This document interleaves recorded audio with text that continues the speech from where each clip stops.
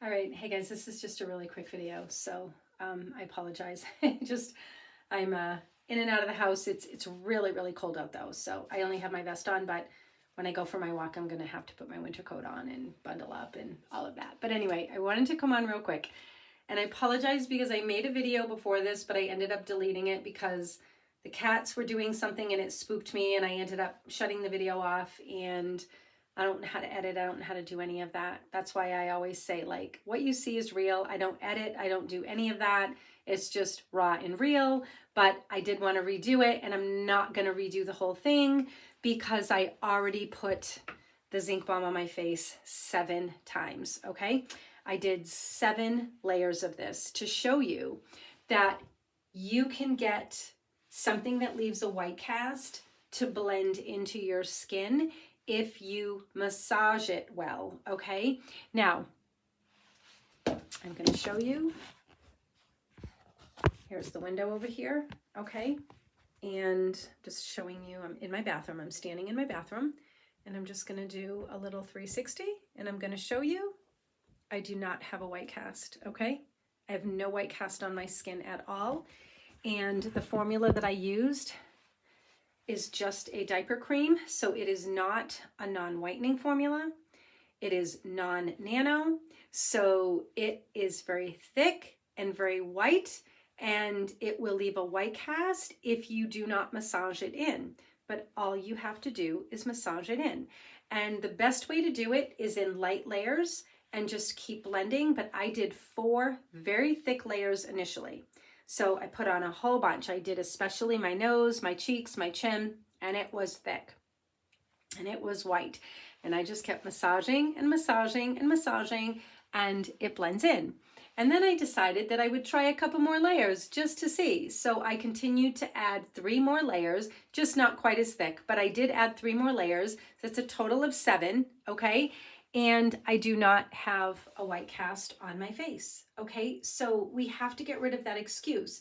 It's fine if you want to use man-made chemical sunscreens that have absolutely no evidence whatsoever that they're safe, and the studies that they do have are not looking good, okay? So, hey, you want to smear that all over your skin? Have at it. But what I'm saying is we need to stop using the excuse that, oh, it leaves a white cast. No, not if you massage it in, okay? So what I do is I just apply my skincare, and I put on a nice little balm afterwards that is a little bit emollient, okay? And then I let that soak in a bit, and then I apply this, and it blends in quite well. It does take a little bit of time, but not a lot, okay? And you're getting the benefit of a face massage. And let me tell you, not much better for your skin than a face massage, okay? So you end up getting a nice little face massage, okay? And if you are somebody who wears makeup, I don't wear hardly any makeup. I wear a little bit of mineral powder from time to time, mostly to protect my skin. And I like the powders that contain a lot of sunscreen ingredients, but that's because I have hypersensitive skin. I have to really protect my skin. I had that severe damage to my skin when I had frostbite, so I do have to really protect my skin. But I love this, and it is a lot cheaper than the Badger, okay? I do love this Badger formula. The new one is a 40 though. This one was a 30, the new one is a 40. I love this product, but it's way more expensive. So I use this one most of the time. And honestly, I've done the challenge. I've tested it against this. I have a couple of other ones too that are just pure, really clean, really simple formula zinc balms that are sunscreens with an SPF on them. I've compared it, and this works just as well, okay? It works as good as anything that I have. So yeah, for me, okay? Works great. So this is what I use. I use it as skincare, and I also use it as a broad spectrum SPF to protect my skin because it will burn rapidly if I'm not cautious. Although I have to say it's significantly better now. The first couple of years after I got the frostbite, it was really bad. But my skin is continuing to heal, so that's a good thing. And I feel like the zinc balm played a huge role in that.